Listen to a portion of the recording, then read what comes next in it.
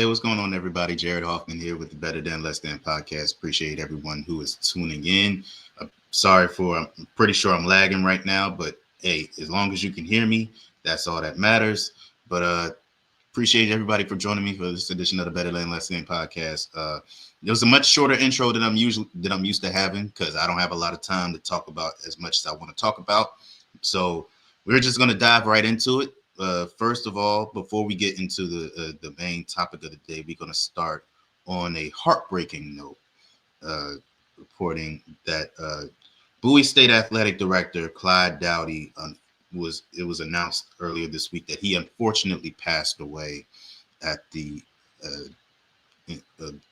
I believe it was Tuesday that he passed away.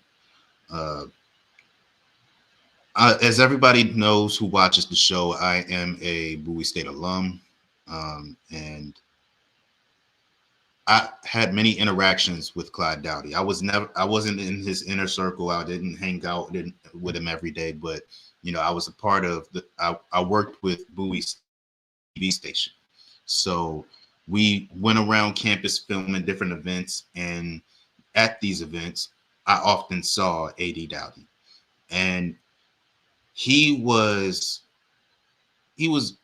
first of all a well-dressed man. As you can see by the collage right here, he was a very sharp dressed man, and he was, he just had a presence about him. He had, as the kids say, an aura about him, and he commanded attention, and he was amazing at what he did, but he was a great person as well. Spoke to everyone, wasn't didn't act like he was too Hollywood to speak to people. He was a very, what's the word I'm looking for? Genuine man. So it was heartbreaking to hear that he passed. Very shocking as well to hear that he passed away. A tremendous loss for the Bowie State community.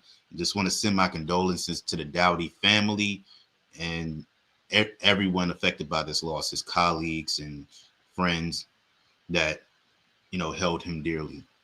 So yeah, just wanted to start it off on that note to say God rest his soul, and may his family heal from this loss. All right, so now we're going to get into the title of this episode: to schedule HBCUs or not to schedule HBCUs. There was a very viral tweet earlier this week that came out from Stan Becton, who works for the NCAA, a respected journalist for the NCAA. He mainly covers the FCS ranks and I've seen him often a lot at different HBCU events. Like I've seen him at the MEAC Swag Challenge a couple years ago when I covered the Celebration Bowl. I've seen him at the Celebration Bowl. I've had conversations with him during games, talking about what goes on during the games and stuff like that. So Stan Becton is someone who has been around the HBCU space, particularly in the FCS space, and has had some very strong opinions on HBCUs in the past. And this is another one of those. He put out a tweet and said, "You got HBCUs playing D2 and NAIA schools when Chicago State and Sacramento State are out here still looking for opponents to fill a schedule. It's one thing if the D2 football team is a rival, but non-rival D2, but D2 non-rival, my bad, I can't read, but non-D2 rival games are ridiculous." Okay. So before we get to the topic at hand, that he is addressing in his tweet, I want to put out this disclaimer. I need people to stop generalizing HBCUs as if they only play at one level. There are HBCUs at the FCS level. There are HBCUs at the D2 level. There are HBCUs at the NAIA level. There are HBCUs that compete in the USCCAA. I think it's USCCAA. Yeah. So I need people to stop generalizing as if HBCUs only play at one level. So, and that's the first thing. The second thing is Why are we acting like HBCUs playing D2 and NAIAs when Chicago State and Sacramento? Why are we acting like HBCUs are the problem here? Why are we acting like it's our fault that Chicago State and Sacramento State are out here looking for opponents? Why is the onus on us? I don't understand that. And why are D2s and NAIAs catching strays because of this? I don't understand it. I don't understand it. Since when was it Jackson State's responsibility to see, oh, does Chicago State and Sacramento State need somebody to play? We'll step up and take that responsibility. No, that's not on us. Last time I checked, it's on Sacramento State's AD and Chicago State's AD to reach out to us if they need an opponent. Because Jackson State still has only 11 opponents when they allow 12 games. Why doesn't Sacramento State call Jackson State and say, you only got 11 games on your schedule, would you mind letting us be your 12th? It doesn't take much to do that. And that's no disrespect to these programs, to Chicago State and Sacramento State. But that's not our responsibility as HBCUs to make sure that non-HBCUs have someone to fill out their schedule. It's not our problem, especially considering FCS programs play against D2 programs all the time. So why are we acting like it's a problem now just because Chicago State and Sacramento State don't have an opponent to fill out their schedule? Last time I checked, I've seen many FCS programs, non-HBCU, play against West Florida, against West Alabama, against Valdosta State, against Delta State, and have lost to some of those teams, by the way. Just like FCS HBCUs have scheduled D2 HBCUs and have lost, by the way. So for you to be saying that these non-D2 rival games are ridiculous, well, you should talk to those FCS programs that have lost to those non-D2 rivals. And that's no disrespect to Stan Becton. I have no reason to speak maliciously about you. I don't have any reason to believe that this was a malicious tweet, but I don't like this narrative that people scheduling D2 opponents is ridiculous. I don't like that narrative at all. Because what does it say about those FCS programs that have lost to those D2 and NAIA schools? If you think it's so ridiculous. If it's so ridiculous, why are they losing to them?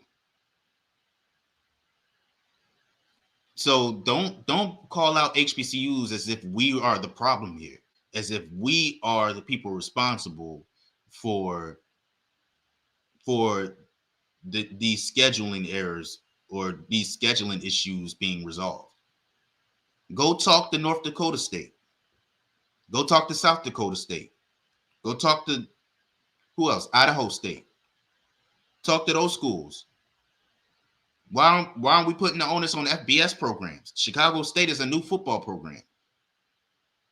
Call up them FBS programs and tell them to schedule a money game. How about we do that instead of looking for HBCUs to be Captain Save a schedule? That was really risky because I know what that term is. But anyway, look, I have no reason to believe that this tweet was malicious. I have no reason to really attack Stan for this opinion. He stated his opinion, and I respect his right to do so. But I don't like this notion that HBCUs are responsible for people filling out their schedules. The problem is scheduling more than two. The Pioneer League are other conferences that plays 2 or 3 lower division schools. Okay. I don't see the problem with it. I don't see the problem with it because we don't know what's going on behind closed doors.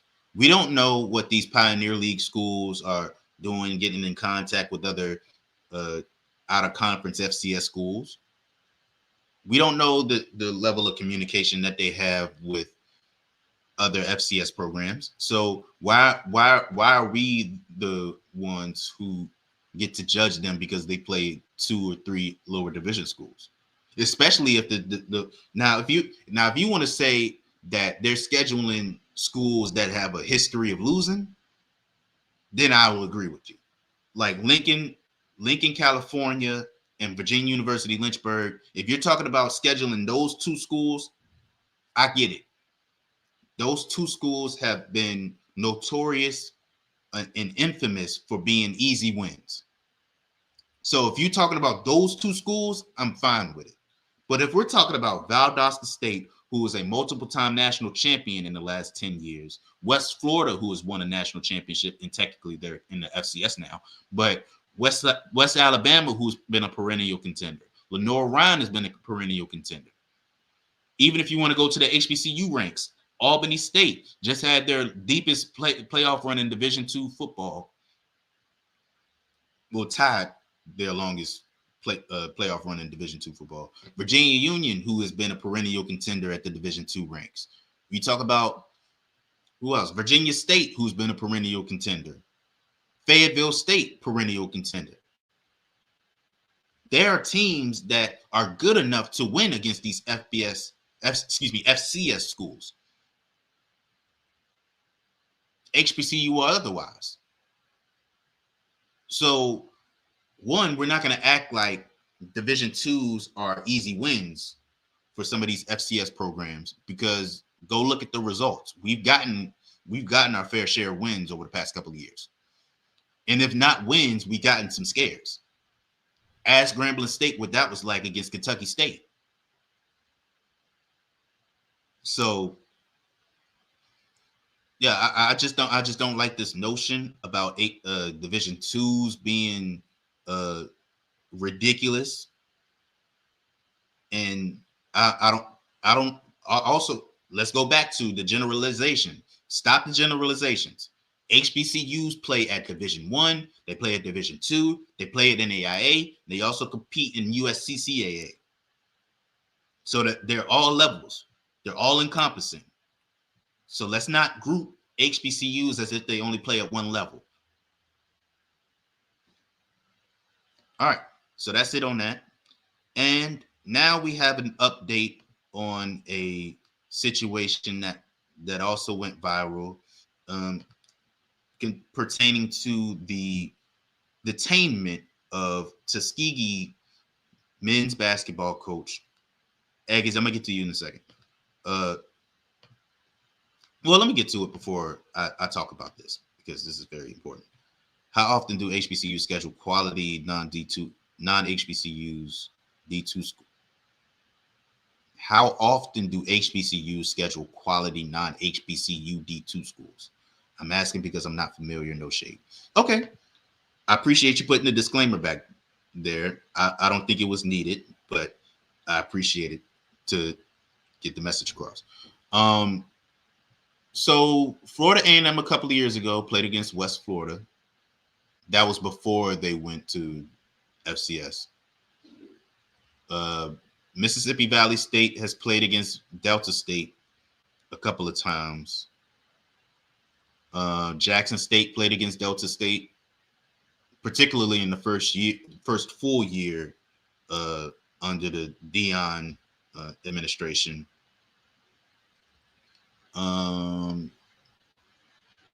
Yeah, as far as that, I can't think of many HBCUs that have scheduled against quality non-HBCU D2s. I think for the most part, when FCS HBCUs go up against D2 schools, more than likely it's against an HBCU D2. Like I said, Grambling State played against Kentucky State last year. Morgan played against Central State and Miles, I think. I think they played against both of them, if not just Miles. I know for sure they played against Miles. Ooh, excuse me. Norfolk State plays Virginia State yearly now. Delaware State played against Bowie. So yeah, I think to answer your question, it's not often that FCS HBCUs. So again, generalization. How often do FCS HBCUs schedule quality non-HBCUs? I missed that at first. So yeah, it's not very often that FCS HBCUs go up against non-HBCU D2s. You got a problem with 11 games. Hey, if that's what's been working for Jackson State, then I don't know. So I don't know what to say there. It's been working for Jackson State as of recent. They got into the SWAC championship game the past 2 years, won it the previous year. So I think, but again, that the onus isn't on Jackson State to change that, because if it's been working, why change it? So I understand you may have a problem with it, but if it's been working for them, I don't feel like they see any reason to change it. Central State always plays Pioneer. Yeah. And to be fair, have done well in those games. So, but as far as HBCU, as far as the other way around, HBCU, FCS HBCUs going against non-D2 HBCUs, non-HBCU D2s, it happens, but it happens sparingly. Okay, so back to what I was about to say before I addressed the comment in the comment section. Let me put this down real quick. So we have an update on the viral moment in which, I say moment as if it was positive. It was not. In the wrongful detainment of Tuskegee men's basketball coach Benji Taylor. HBCU legends, shout out to Cal Mosley with HBCU legends. I believe a Morehouse alum, if I'm not mistaken. He provided an update on this situation, and Morehouse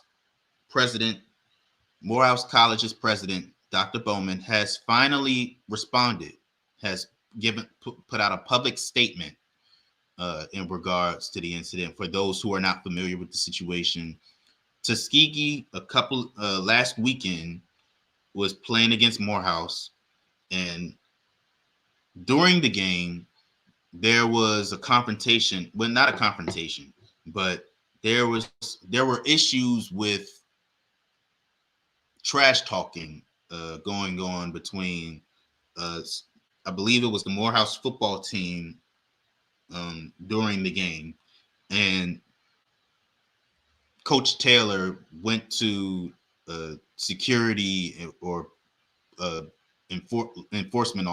enforcement officers who were at the game and trying to get them to resolve the situation. And in the process of speaking with these law enforcement officers, now take my recounting of the situation with a grain of salt. This is the information that I have. There is plenty of information out there. Please feel free to look it up at your own. But this is my understanding of the events. So anyway, in the process of giving his grievances as to what was going on and resolving this situation, Coach Benji Taylor was placed in handcuffs. He was detained by a law enforcement officer and was escorted off of the court. Now, as far as I know, nothing further happened, but this caused an uproar, as many seeing it as excessive, as unnecessary, and the SIAC responded quickly, issuing a fine to Morehouse College, and nothing further as we know as of now. So Morehouse, and there was many who have criticized Morehouse because they did not respond to the event in a timely fashion. And so now, we finally hear from Morehouse College President Dr. Bowman, and we're just going to go ahead and read the full statement. This is a very lengthy statement, so please bear with me. This comes from the office of Morehouse College President Dr. Bowman. He says, I am writing to address the unfortunate incident that occurred during the basketball game against Tuskegee on Saturday. There was an escalated incident that resulted in Tuskegee's head coach, Benji Taylor's brief detainment and escorted off the court by a safety officer after asserting there was a breach in game management and safety protocols. The college issued an apology directly to Coach Taylor on the night of the game, as the detainment did not reflect the desires that we have for Morehouse. Morehouse staff quickly connected with Tuskegee and the SIAC leadership to collaborate on a path forward in goodwill. Since then, the incident involving the officer and Coach Taylor has become an active legal matter, limiting further comments. To fully understand what took place, Morehouse did not rush to issue public commentary, but rather collected information for broader context, including video footage and interviews with witnesses.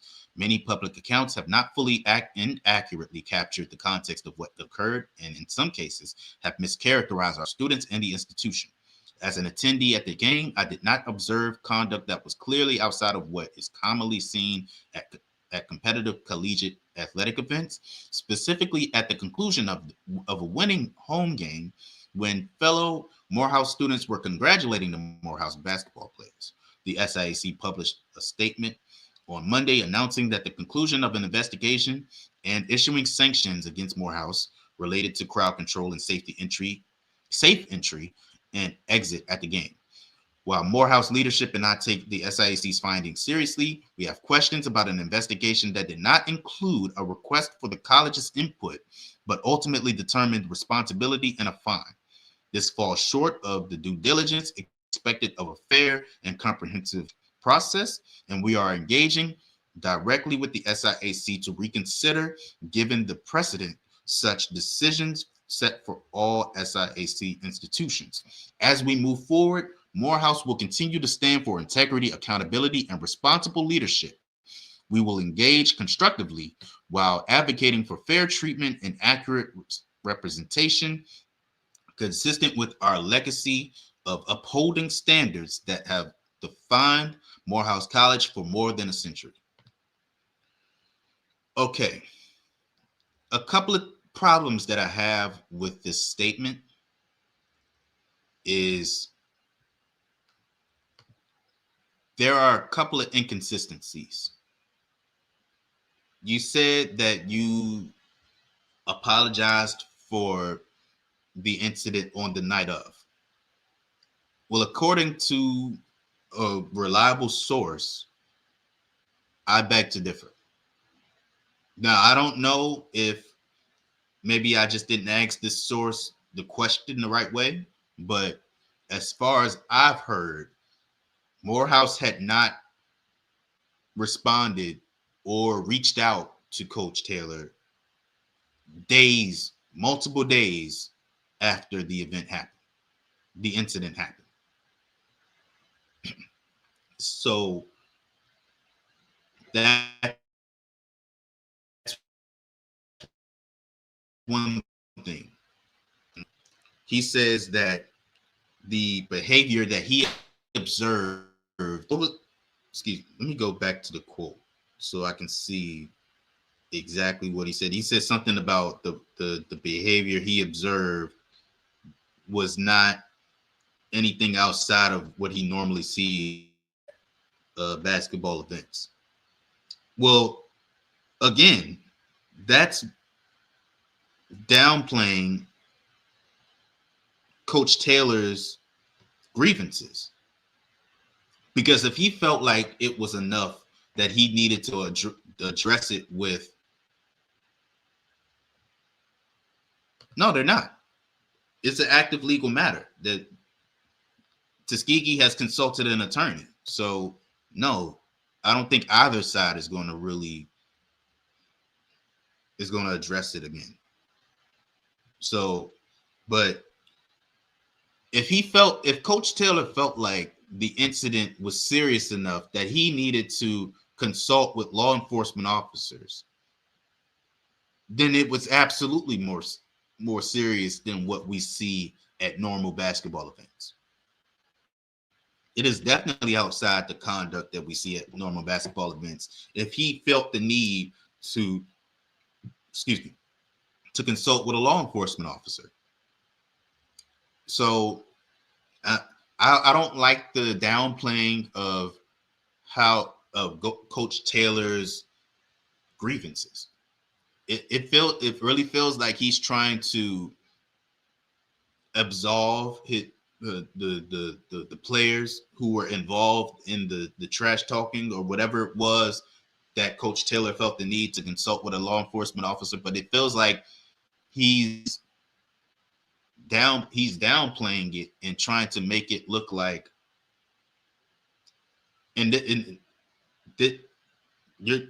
it's not my fault that it's not anyone else's fault that we're interpreting your words a certain way. You can't say things like you can't say things like, oh, it wasn't anything outside of what I see at normal basketball games, and not have people interpret it as you saying that, oh, he was just doing too much. It was unnecessary. It wasn't nothing that was too crazy. And then if I say that, that you're basically downplaying it to try to uplift your players, to try to make coach look like he's the bad guy in the situation. Because that's what it looks like. That's exactly what it looks like. Now, there will be legal proceedings, and we'll see what comes of it. Maybe there will be video released from this situation. If they want to give an accurate account of what happened, that's what they should do. If you feel that strongly that what happened wasn't anything outside the character of a basketball game, of a regular basketball game, then release the video then. You shouldn't have any problem releasing the video then. If you want to clear your name, absolve anyone of any wrongdoing, then you should release the video. But even beyond that, what does that have to do with the unlawful detainment of coach? I understand you said that you apologized for the event, for when the event happens. I'm skeptical of that. But moving on from that, even if the character was outside of what you see at normal basketball games, what does that have to do with the detainment?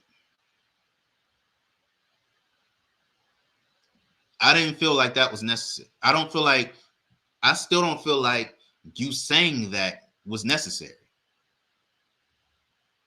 because it makes it seem like the arrest was just. So yeah, I feel like this statement could have been limited to, the arrest was unfortunate, the detainment was unfortunate, and we'll work to ensure the safety of our players and coaches and fans going forward. I feel like the statement should have been left at that. Kim, I think that's the golden question. I think that's what we're all wondering. That's another thing I was looking for in this statement from the Morehouse president. No, the officer did not give a statement. His name has not been released to the public. There's nothing publicly about any consequences of him, and that's another thing I was looking for from the president that I didn't get. Now, releasing his name, that's not necessary. It would help, but I don't think it was, in the grand scheme of things, I don't think it's necessary. But I definitely needed to hear the actions of the officer was unnecessary, and this is what happens this is what's going to happen as a result. I didn't get any of that from this statement. So if you ask me, quite honestly, this is an empty statement. If you ask me, this is an empty statement because it doesn't say enough about what this officer did wrong or any consequences as a result, or what changes are going to come as a result of this. Well, I hope this is a situation where our actions are going to show more than our words. Their actions should show more than your words in terms of fixing this and righting your wrongs, because this cannot happen again. Think about how that looks publicly. A coach having a discussion with a law enforcement officer and he's taken away in handcuffs as if he assaulted somebody, as if he was belligerent.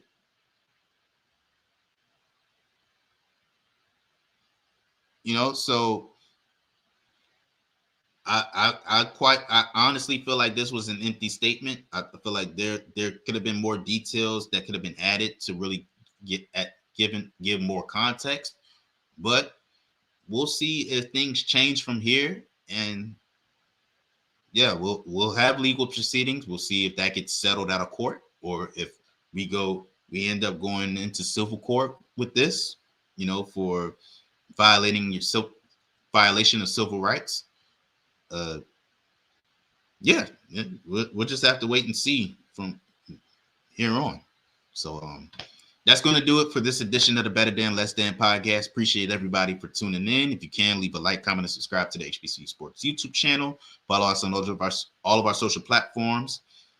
Search up HBCU Sports on all of them, and you will find us there. And you can always go to hbcusports.com for all the latest news at HBCU Sports. If you can, please go to HBCU Sports/donate. Any contributions you have to help fund this operation would be much appreciated. And yeah, so this is Jared Hoffman with the Better Than Less Than podcast. See you guys next time.